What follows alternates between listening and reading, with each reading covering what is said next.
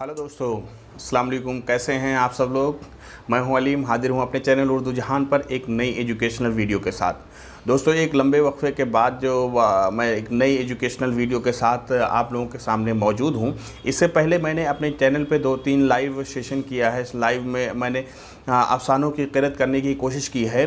जो UGC net JRF में शामिल मजमूए हैं उन्हीं से किसी अफसाने का इंतखाब करके बेहतरीन जो मशहूर अफसाना है उसकी मैंने क़िरत करने की कोशिश की है, और ये मेरा सिलसिला अभी आइंदा भी जारी रहेगा। अगर आप लोगों की दिलचस्पी इससे है, अफसाने से या मतन दीगर मतून की भी मैं क़िरत करने की कोशिश करूँगा, जिसमें नज़में भी होंगी, जिसमें गज़लें भी होंगी, और जिसमें नावल भी हो सकते हैं, जिसमें इंशाइए भी हो सकते हैं। तो अगर आपकी इस तरह से दिलचस्पी है तो हमारे चैनल के लाइव सेशन से जुड़ सकते हैं। चाहे नोटिफिकेशन हमारे चैनल का अगर ऑन कर लेंगे तो आप लोगों को पता चल जाएगा जब हम लाइव आएंगे। तो दोस्तों, अगर अब तक हमारे चैनल को सब्सक्राइब आप लोगों ने नहीं किया तो कर लीजिए, कमेंट करिए, लाइक करिए, शेयर करिए, वीडियो को देखिए। आज हम एक नई वीडियो के साथ आप लोगों के सामने मौजूद हैं। आज बात करने जा रहे हैं हम इब्न नशाती के फूलबंद के बारे में। तो चलिए दोस्तों, बात करते हैं इब्न नशाती के फूलबंद के बारे में। इब्न नशाती दक्कन का मशहूर मसनवी निगार है। अब्दुल्ला कुतुब शाह का दरबारी शायर था, ये याद रखने की चीज़ है। इसकी तारीख़ पैदाइश के बारे में इख्तलाफ है। 1040 से लेकर के 45 ईस्वी के बारे में इसके बारे में बताया जाता है कि इसी बीच में इसकी पैदाइश हुई है। हिजरी है ये। और अब्दुल्ला कुतुब शाह के अहद का ये दरबारी शायर था। इसका नाम मोहम्मद मज़हरुद्दीन था। इसके नाम के आगे शेखुल मशाइख भी लगाया जाता था।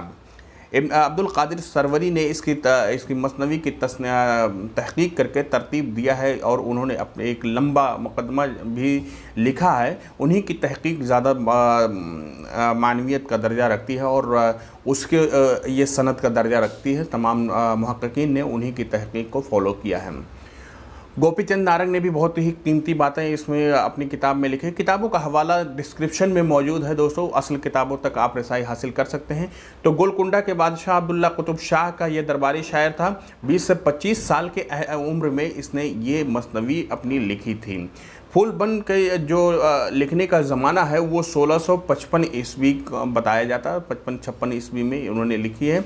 1744 अशार इस मसनवी में मौजूद हैं। अब इस मसनवी के माखज़ के बारे में गोपीचंद नारंग साहब ने भी लिखा है कि बसातीनुल इंस जो है, जिसके मुसन्निफ़ अहमद हसन दबीर ईद रूसी हैं, उनकी किताबों से इसी मसनवी से, इसी क़िस्से से ये मसनवी माखूज़ है।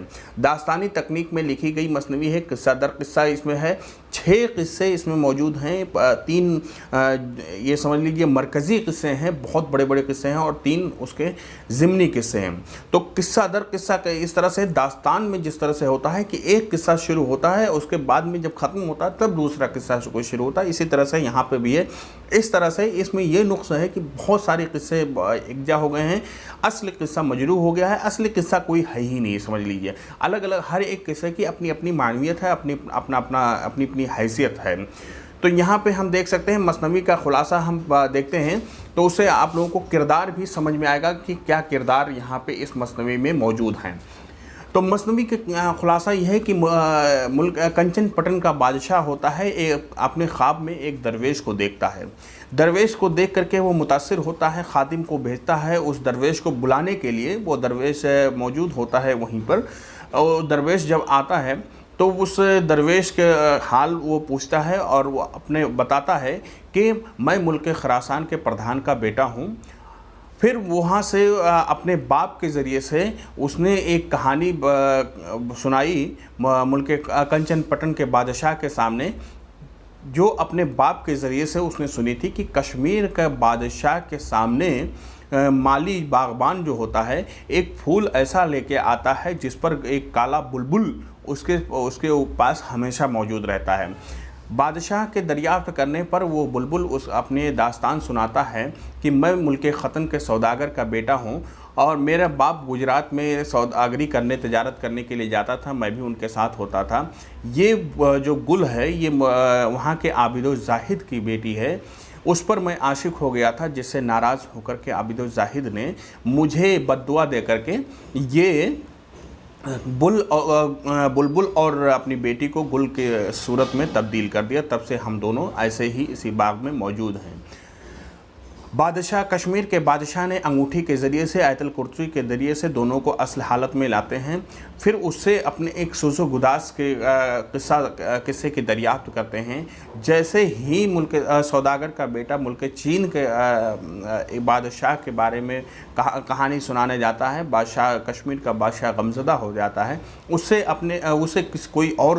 कहीं और के कहानी बयान करने के लिए कहता है। वज़ीर जो उसका होता है मौके की मुनासबत देख करके कश्मीर के बादशाह का एक नया किस्सा बताता है, एक नए किस्से का जिक्र करता है, नक़्ल रूह का कि एक राजा को एक जोगी नक़्ल रूह का मंत्र सिखाता है। उसका वज़ीर जो है, उसका वज़ीर ये मौका की मुनासबत से देख करके अब बादशाह से नक़्ल रूह का किस्सा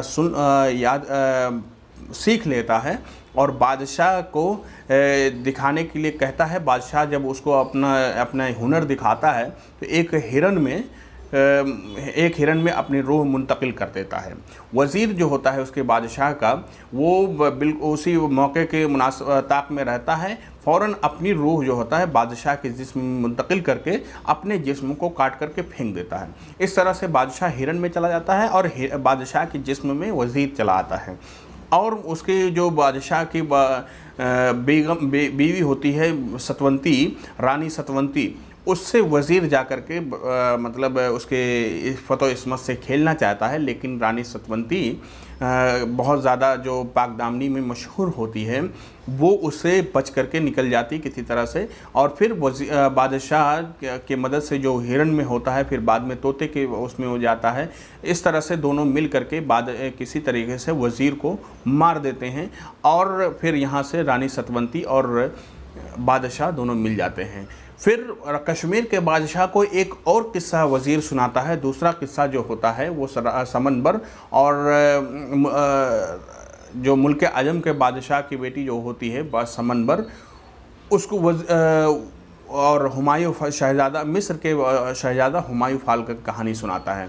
हुमायूं फ़ाल और ये समनबर दोनों भाग करके शादी कर लेते हैं और यहाँ पे आकर के जो मुल्क सनद होता है वहाँ पे आकर के बस जाते हैं। एक किला होता है मुल्क सनद में, वहाँ पे बैतुल आशिकीन के नाम से एक जगह होती है, किला होता है, उसमें बस जाते हैं। सनद का बादशाह जो होता है वो जब समनबर के हुस्न के किस्से सुनता है तो उसको हासिल करने की कोशिश करता है, लेकिन हुमायूं फ़ाल को अपने दरबार में बुलाता है और शतरंज के ज़रिए से उसको हरा करके मछली का शिकार बना देता है।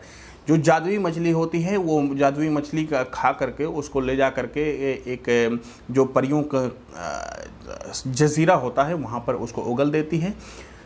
वहाँ से फिर समनबर को ये पता चलता है, वो जोगन के भेष बना करके उस मछली के ज़रिए से उस परियों के जो जज़ीरा है वहाँ तक पहुँचने की कोशिश करती है। परिस्तान में पहुँच करके मुल्क आरा जो होती है, वहाँ के जो शहजादी होती है, रानी जो होती है उस परिस्तान की, उसकी मदद से अपने हुमायूं फ़ाल को वो हासिल करती हैं। इस तरह से इस 6 किस्से इस मसनवी में अलग अलग किस्से हैं, किसी से एक दूसरे का ताल्लुक़ नहीं है। तो आप लोगों ने देखा होगा ये खुलासा है इस मसनवी का। इसका किरदार जो अगर देखेंगे तो कंचन पटन का बादशाह है, कश्मीर का बादशाह है, हुमायूं फ़ाल है, बुलबुल है, गुल है वो, और मुल्क ख़तन का सौदागर का बेटा होता है बुलबुल, ये गुल, और इसी तरह से हुमायूं फ़ाल है, समनबर है, और हुमायूं फ़ाल मिस्र का बादशाह होता है, शहज़ादा होता है, और समनबर जो होती है वो मुल्क अजम के बादशाह की बेटी होती है। तो ये तमाम किरदार हैं। ये जो नक़्ल रूह का किस्सा है ये कई सारी मसनवियों में है और कई सारे दास्तानों में इस तरह के किस्से मौजूद हैं। तो उम्मीद करता हूँ दोस्तों इसकी कहानी फूल बन की कहानी और उसके किरदारों को सुन करके आप लोगों को इसके बारे में ज़रूर दिमाग में महफूज हो गया होगा। अब आइंदा मेरे ख़्याल से फूल बन जो है आप लोगों के लिए नामालूम मसनवी नहीं होगी, ना आशना नहीं होगी। अगर इससे कोई किरदार आ जाता है तो आप लोग किरदार भी आप लोग पकड़ सकते हैं। इसकी सन तसनीफ़ 1655 ईस्वी में है। अब्दुल्ला कुतुब शाह को याद रखिएगा, गोलकुंडा के बादशाह के इब्न नशाती के बारे में। तो आप लोगों के लिए ज़्यादा आसानी होगी। तो दोस्तों उम्मीद करता हूँ आप लोगों को बहुत अच्छा लगा होगा वीडियो। आज की इन्फॉर्मेशन आप लोगों को याद हो गई होगी और आने वाले एग्ज़ाम में, नेट के एग्ज़ाम में आप लोगों को बहुत आसानी होने वाली है। इससे अगर कोई क्वेश्चन आएगा तो आप लोग उसको ज़रूर आसानी से कर सकते हैं। तो चलिए दोस्तों, मिलते हैं अगले वीडियो में। तब तक के लिए बने रहिए हमारे चैनल पे, सब्सक्राइब कीजिए, लाइक करिए, शेयर करिए, ज़रूर करिए। इससे हमें हौसला अफजाई मिलती है। बहुत बहुत